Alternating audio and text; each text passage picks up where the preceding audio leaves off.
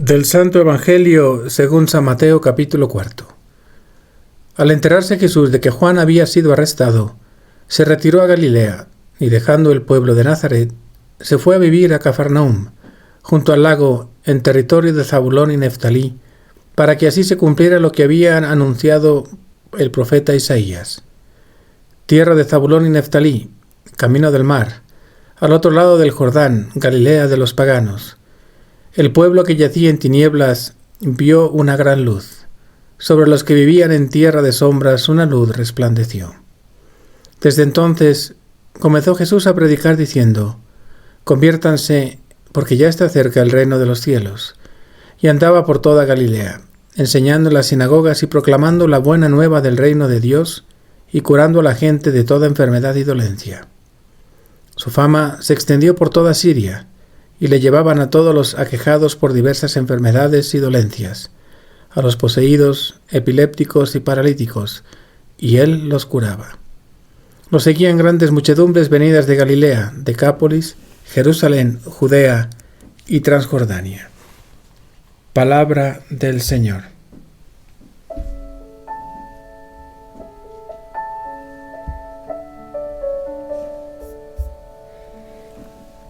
Una nueva etapa de tu vida comienza hoy. Después de las tentaciones en el desierto, ahora recibes la noticia de que tu primo Juan ha sido arrestado. Te diriges al norte, al pueblo donde creciste, Nazaret, para despedirte y comenzar así tu apostolado en tu nueva ciudad, la de la misión, la de los milagros, Cafarnaúm, junto al lago, e hiciste de la casa de Pedro y Juan la tuya. Así, en los hombres que llamaste y que serán tus enviados, y en la tierra que pisaron desde su nacimiento, se cumple la profecía de Isaías, donde se habla del pueblo en tinieblas que recibe una luz resplandeciente, la de tu mirada, la de tus palabras y la de tus milagros.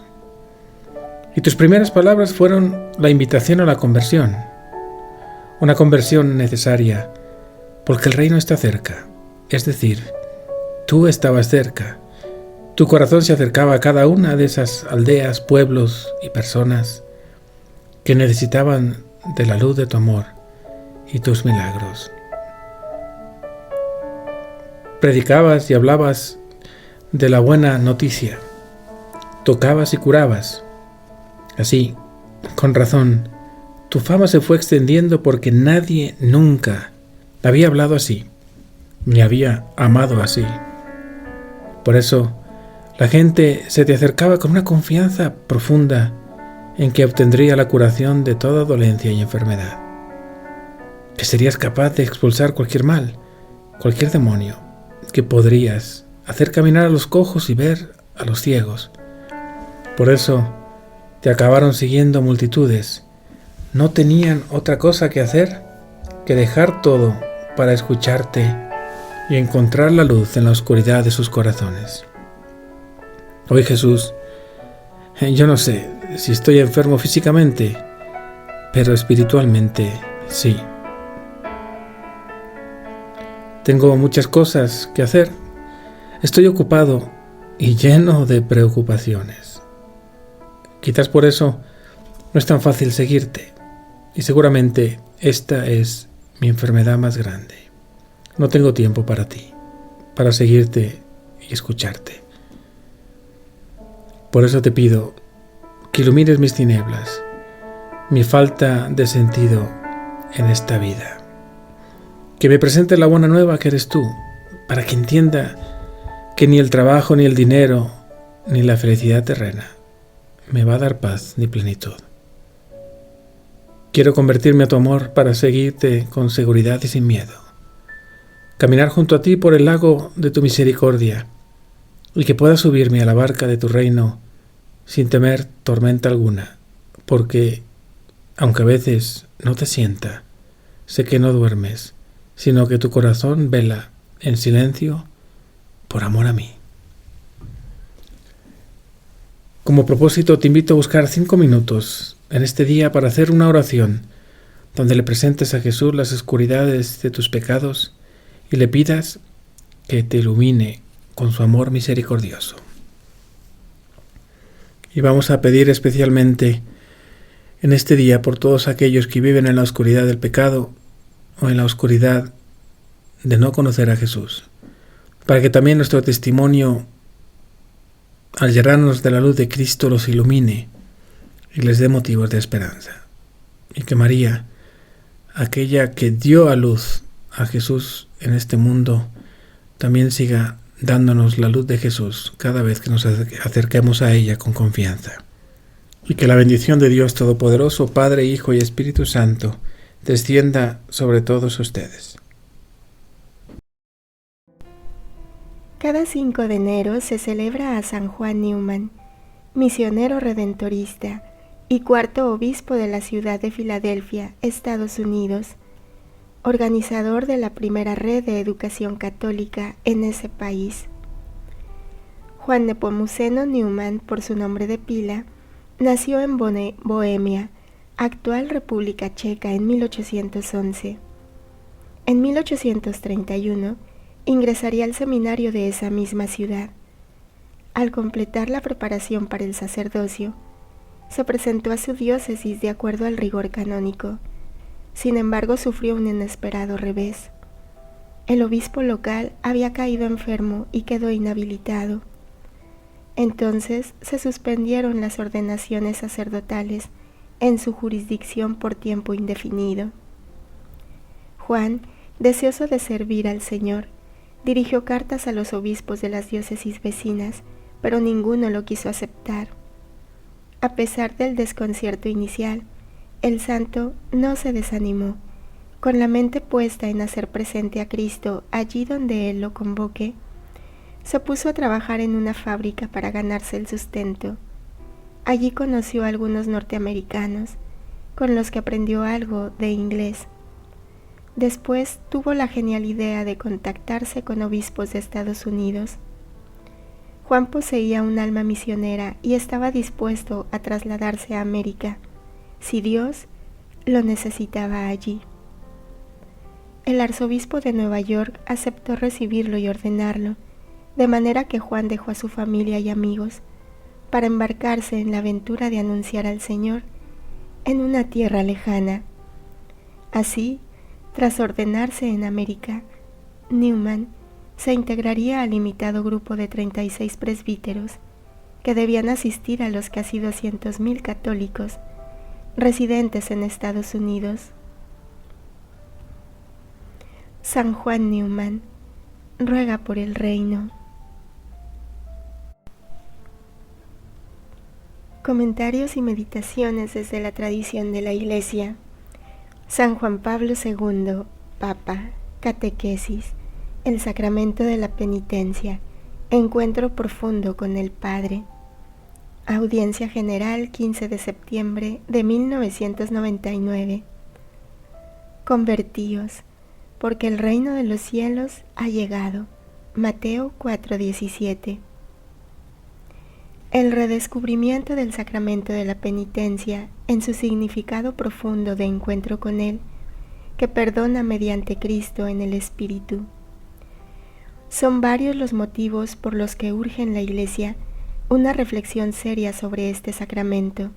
Lo exige, ante todo, el anuncio del amor del Padre, como fundamento del vivir y el obrar cristiano, en el marco de la sociedad actual, donde a menudo se halla ofuscada la visión ética de la existencia humana. Si muchos han perdido la dimensión del bien y del mal, es porque han perdido el sentido de Dios, interpretando la culpa solamente según perspectivas psicológicas o sociológicas. En segundo lugar, la pastoral debe dar nuevo impulso a un itinerario de crecimiento en la fe, que subraye el valor del espíritu y de la práctica penitencial en todo el arco de la vida cristiana. El mensaje bíblico presenta esa dimensión penitencial como compromiso permanente de conversión. Hacer obras de penitencia supone una transformación de la conciencia, que es fruto de la gracia de Dios. Sobre todo, en el Nuevo Testamento, la conversión es exigida como opción fundamental a aquellos a quienes se dirige la predicación del reino de Dios. Convertíos y creed en el Evangelio. Con estas palabras, Jesús inicia su ministerio y anuncia la plenitud de los tiempos y la inminencia del reino. El convertíos, en griego metanoie, es una llamada a cambiar el modo de pensar y actuar. Esta invitación a la conversión constituye la conclusión vital del anuncio que hacen los apóstoles después de Pentecostés. En él, el objetivo del anuncio es explicitado plenamente. Ya no es genéricamente el reino, sino la obra misma de Jesús, insertada en el plan divino, predicho por los profetas. Después del anuncio de lo que aconteció en Jesucristo muerto, resucitado y vivo en la gloria del Padre, hace una apremiante invitación a la conversión, a la que está vinculado también el perdón de los pecados. Todo esto queda claramente de manifiesto en el discurso que Pedro hace en el pórtico de Salomón. Dios ha dado así cumplimiento a lo que había anunciado por boca de todos los profetas, la pasión de su ungido. Arrepentíos, pues, y convertíos, para que sean borrados vuestros pecados. En el Antiguo Testamento, este perdón de los pecados es prometido por Dios en el marco de la nueva alianza, que Él establecerá con su pueblo. Dios escribirá la ley en el corazón.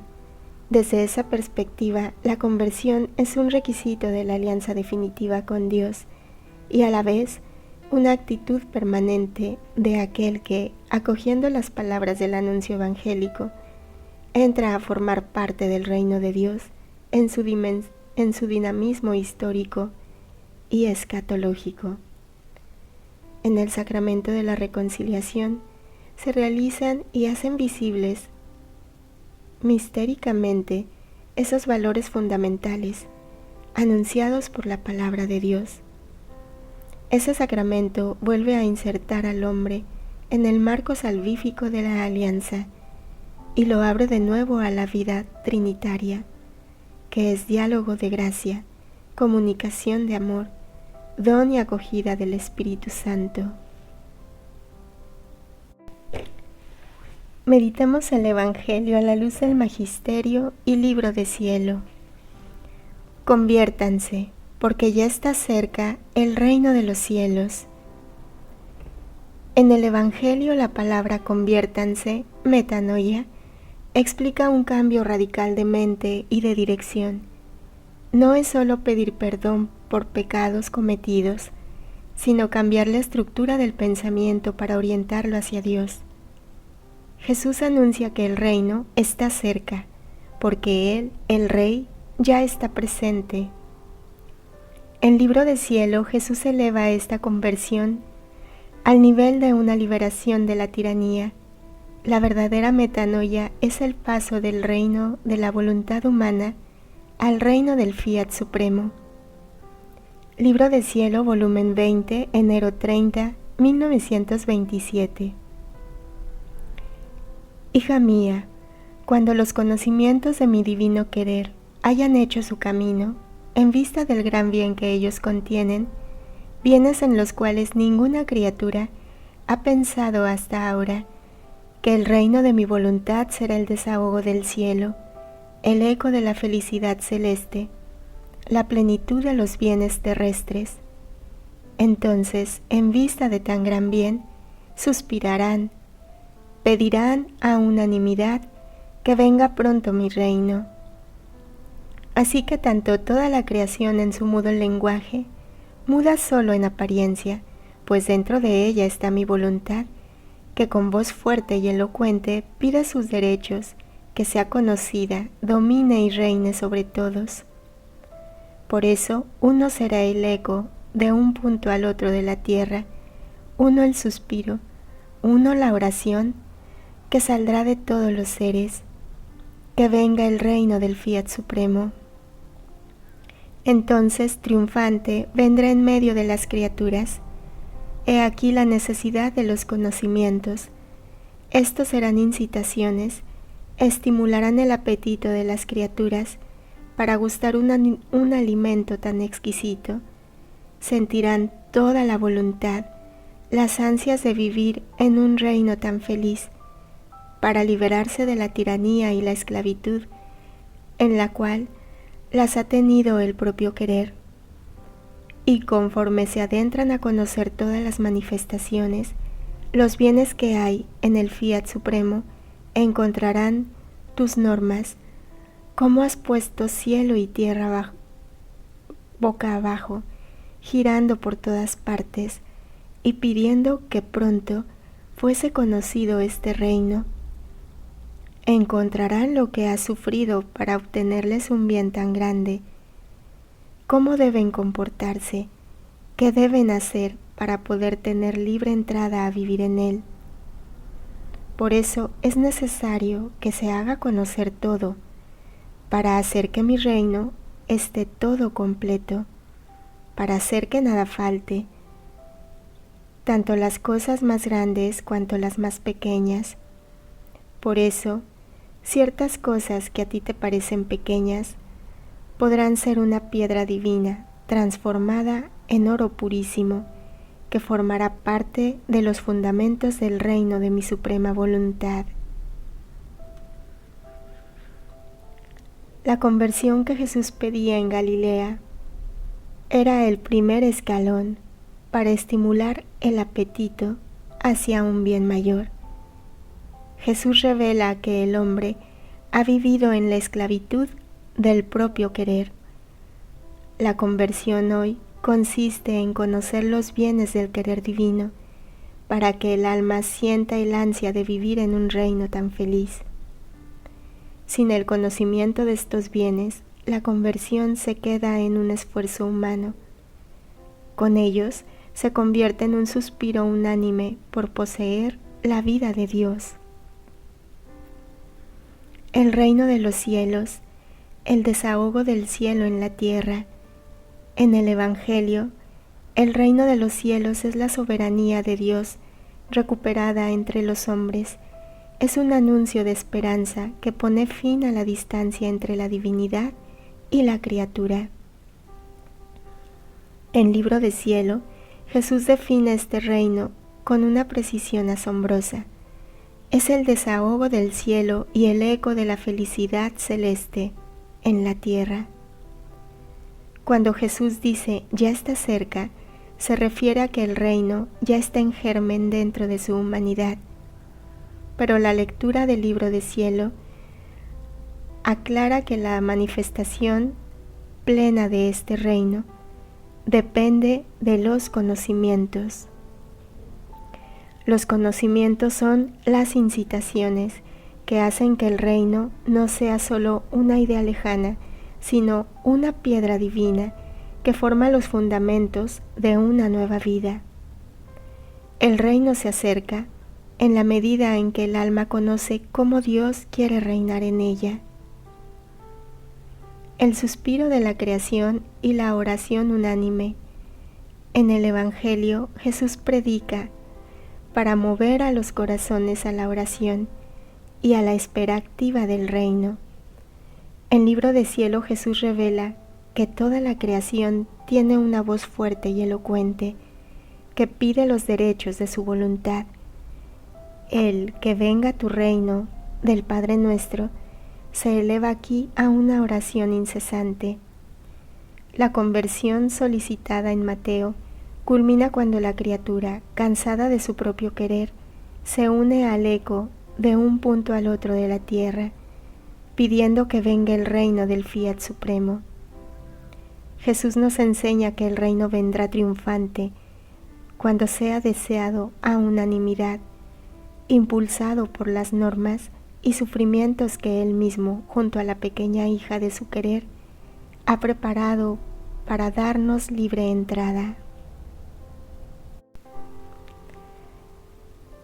El pueblo que yacía en tinieblas vio una gran luz.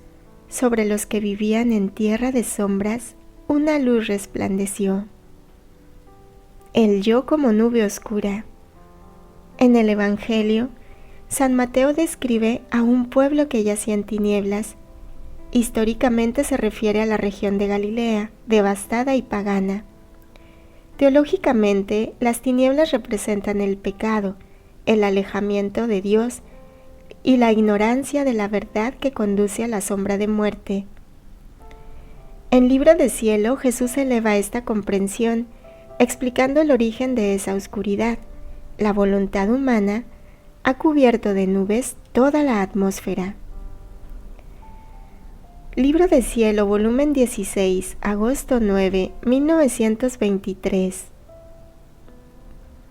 Hija mía, la voluntad humana ha cubierto de nubes toda la atmósfera, de modo que densas tinieblas están sobre todas las criaturas, y casi todas caminan cojeando y a tientas, y cada acción humana que hacen, sin la conexión de la voluntad divina, acrecienta las tinieblas, y el hombre se vuelve más ciego, porque la luz, el sol de la voluntad humana, es la divina voluntad.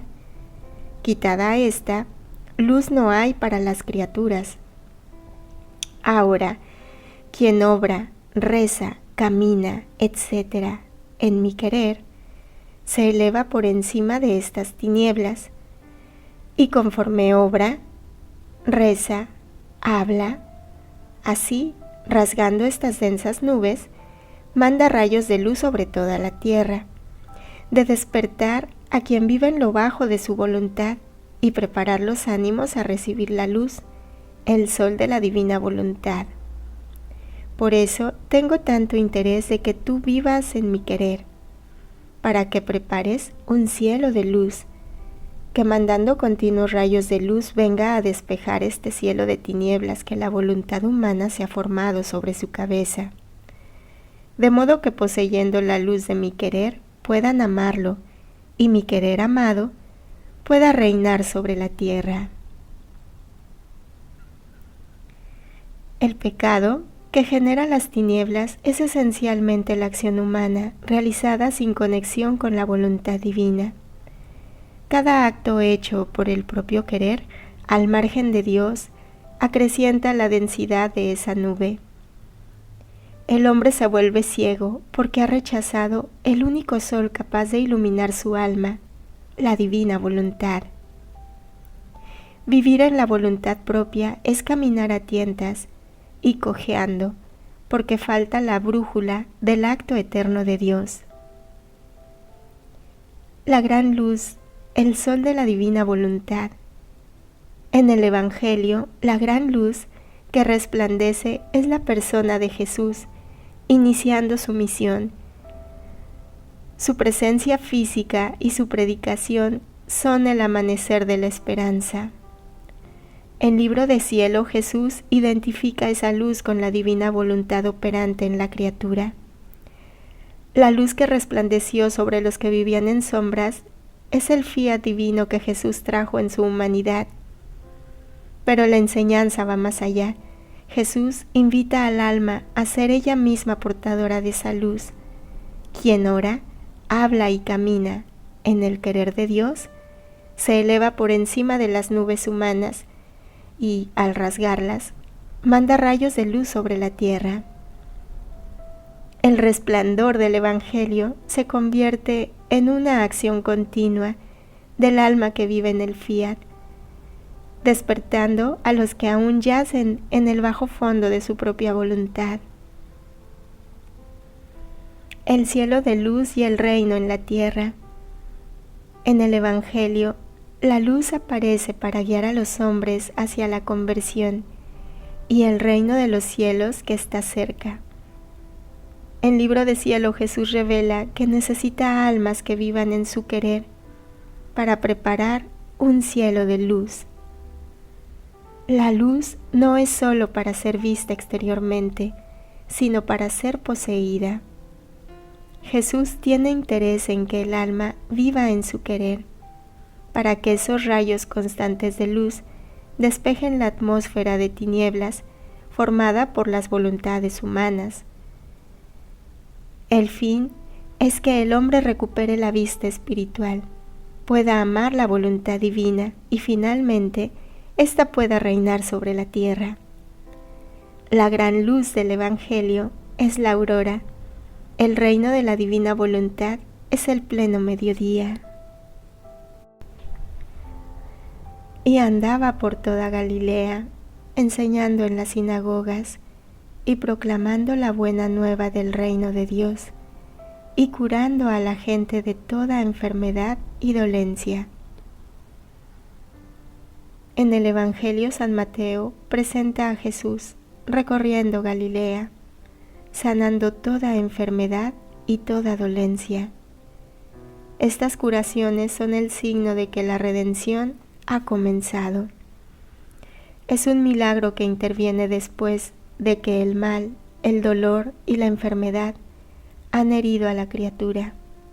Son signos de misericordia para una humanidad desventurada y caída. En Libro de Cielo Jesús eleva esta realidad, revelando que los milagros de la redención, sanar al ciego, al cojo, al enfermo, eran símbolos de las curaciones espirituales, pero que el reino del Fiat Supremo posee una potencia mayor, el milagro preservativo. Libro de Cielo, volumen 20, octubre 22, 1926. El reino de mi Fiat encerrará todos los bienes, todos los milagros, los portentos más estrepitosos. Más bien los sobrepasará todos juntos, y si milagro significa dar la vista a un ciego, enderezar a un cojo, sanar un enfermo, resucitar un muerto, etc., el reino de mi voluntad tendrá el alimento preservativo, y cualquiera que entrara en él, no habrá ningún peligro de que pueda permanecer ciego, cojo y enfermo. La muerte en el alma no tendrá más poder, y si lo tendrá sobre el cuerpo, no será muerte sino paso. Y faltando el alimento de la culpa y la voluntad humana degradada que produce la corrupción en los cuerpos, y estando el alimento preservativo de mi voluntad, tampoco los cuerpos estarán sujetos a descomponerse y a corromperse tan horriblemente, de infundir temor aún a los más fuertes, como es ahora, sino que quedarán compuestos en sus sepulcros, esperando el día de la resurrección de todos.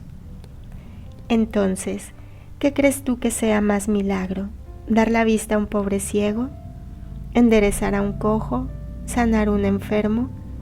¿O bien tener un medio preservativo para que el ojo no pierda jamás su vista, que se camine siempre derecho, que se esté siempre sano? Creo que sea más el milagro preservativo que el milagro después de que suceda la desventura.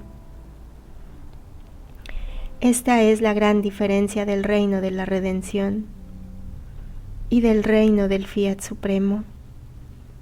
En el primero fue milagro para los pobres desventurados, como lo es todavía ahora, que yacen quién en una desventura y quién en otra. Y por eso yo di el ejemplo también en lo exterior, haciendo tantas diferentes curaciones, que eran símbolo de las curaciones que yo hacía en las almas, y que fácilmente regresan a su enfermedad. El segundo será milagro preservativo, porque mi voluntad posee la milagrosa potencia, que quien se hace dominar por ella no estará sujeto a ningún mal, por lo tanto no tendrá ninguna necesidad de hacer milagros, porque los conservará siempre sanos, santos y bellos, dignos de aquella belleza que salió de nuestras manos creadoras al crear a la criatura. El reino del Fiat divino hará el gran milagro de desterrar todos los males, todas las miserias, todos los temores, porque Él no hará el milagro a tiempo y circunstancia, sino que se mantendrá sobre sus hijos de su reino con un acto de milagro continuado, para preservarlos de cualquier mal y hacerlos distinguir como hijos de su reino. Esto en el alma, pero también en el cuerpo, habrá muchas modificaciones, porque es siempre la culpa el alimento de todos los males, y quitada la culpa, faltará el alimento al mal. Mucho más que mi voluntad y pecado no pueden existir juntos. Por lo tanto, también la naturaleza humana tendrá sus benéficos efectos.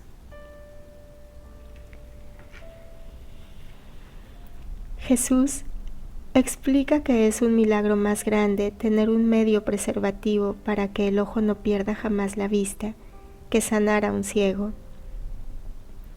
El reino de la divina voluntad es este milagro continuado, mientras que en la redención las almas sanadas fácilmente regresan a su enfermedad. En el reino del fiat, la criatura es conservada siempre sana, santa y bella, tal como salió de las manos creadoras. En el Evangelio, las enfermedades y dolencias se presentan como consecuencia del desorden del mundo que el Mesías viene a restaurar. Jesús cura el cuerpo para significar que tiene poder para perdonar el pecado. En Libro de Cielo, Jesús revela la conexión ontológica entre voluntad humana degradada y la corrupción física. El lineamiento de todos los males es la culpa. En el reino del fiat, al ser desterrada la voluntad humana y reinar solo la divina, falta el alimento al mal. Esto produce un efecto no solo en el alma, sino también en el cuerpo. Jesús anuncia una modificación en la naturaleza humana. Los cuerpos de los hijos del fiat no sufrirán la corrupción horrible de la muerte, sino que quedarán compuestos en sus sepulcros, pues el alimento de la divina voluntad los preservará de la degradación profunda que produce el pecado.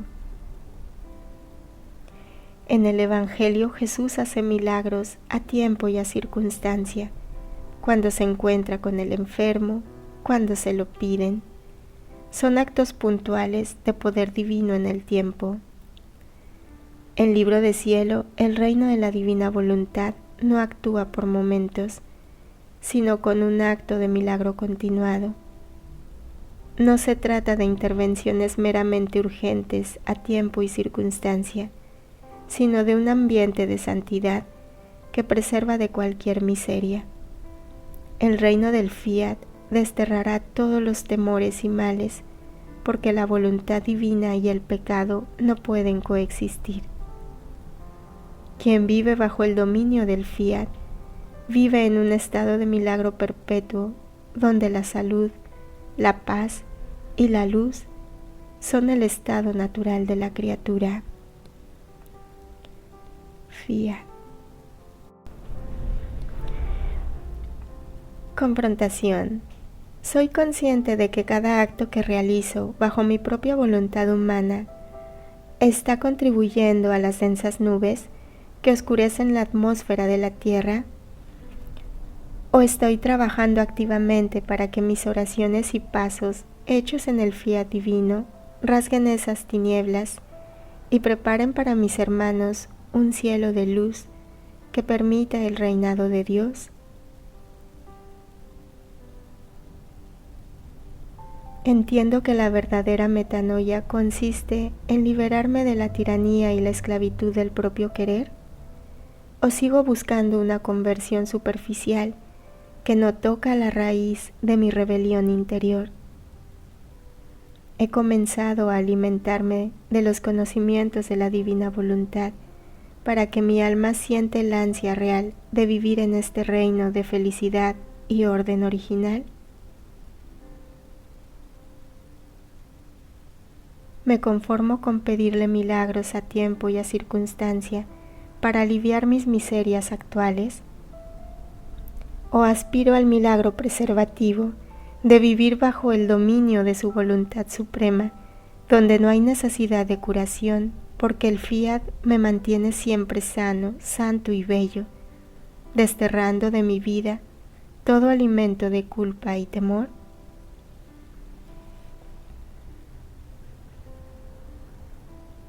Oremos. Oh Sol de justicia, que viniste a disipar las sombras de nuestra muerte, te damos gracias, Jesús, porque tu luz es el mismo fiat divino que quiere reinar en nosotros. Te pedimos, Padre Celestial, que nos concedas la gracia de no caminar más a tientas en nuestra voluntad humana. Danos el poder de vivir tan fundidos en tu querer, que cada uno de nuestros actos rasguen las densas nubes del pecado y atraiga sobre la tierra la claridad de tu reino. Que en este 2026 podamos ser tu cielo de luz, para que todos los hombres te reconozcan, te amen, y tu voluntad reine finalmente en la tierra como en el cielo. Por Jesucristo nuestro Señor, que vive y reina inmortal y glorioso, por los siglos de los siglos. Amén. Padre, te da gloria a tu Hijo en el Espíritu Santo, como era en el principio, ahora y siempre, por los siglos de los siglos. Amén. En el querer de Dios siempre. Fiat.